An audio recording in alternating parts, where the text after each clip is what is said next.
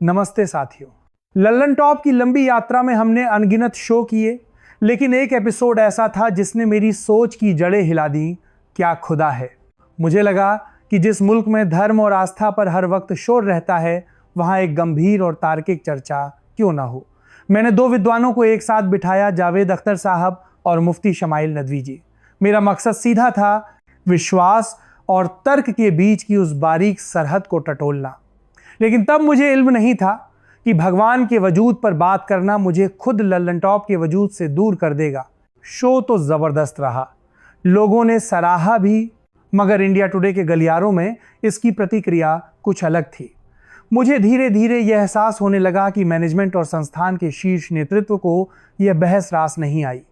उस शो के बाद जो चुप्पी छाई, उसने मुझे खुद के सामने ही सवालिया निशान पर खड़ा कर दिया। मुझे लगा कि शायद संतुलन बनाने में मुझसे गलती हुई और मुझे दूसरे पक्ष को भी उतनी ही मजबूती से पेश करना चाहिए था। लेकिन साथियों, वक्त का पहिया पीछे नहीं घूमता। जब तक मैं समझ पाता कि कमान कहाँ ढीली हुई है, तब तक बात बिगड़ चुकी थी। रिश्तों की डोर उलझ गई थी और बातचीत के रास्ते बंद होने लगे थे।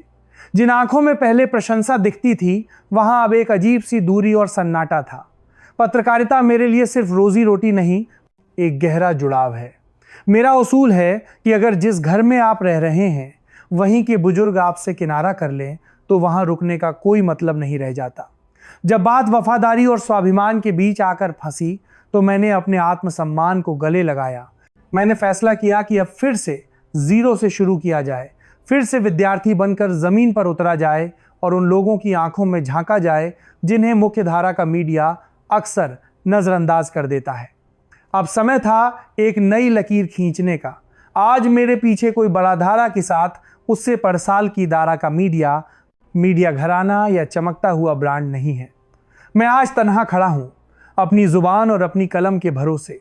अब बस आपकी मोहब्बत का सहारा है।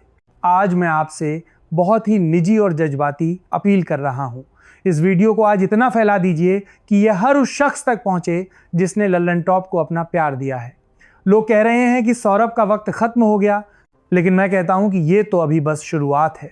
आपका एक सब्सक्राइब और एक लाइक आज मेरे लिए किसी भी बड़ी कंपनी के करोड़ों के फंड से ज्यादा कीमती है।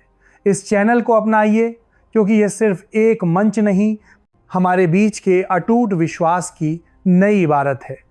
उन लोगों को पता चलना चाहिए कि नेटवर्क ऊंची इमारतों से नहीं, आप जैसे लोगों के भरोसे से बनता है। आज मैं चाहता हूं कि आप बोलें। नीचे कमेंट बॉक्स मेरे लिए आपकी चिट्ठी है, वहां लिखिए कि पिछले 10 सालों में कौन सी कहानी या रिपोर्ट आपके दिल को छू गई। आपकी ये बातें ही मेरी हिम्मत बनेंगी।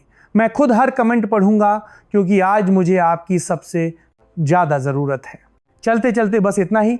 पत्रकारिता तो चलती रहेगी, लेकिन हमारा और आपका जो लल्लन टॉप रिश्ता है, वो कभी कम नहीं होना चाहिए। इस नए रास्ते पर मेरा साथ दीजिए। मैं जल्द वापस आऊँगा नई ऊर्जा और नए किस्सों के साथ। अपना ख्याल रखिए, पढ़ते रहिए, देखते रहिए, क्योंकि जानना बहुत ज़रूरी है।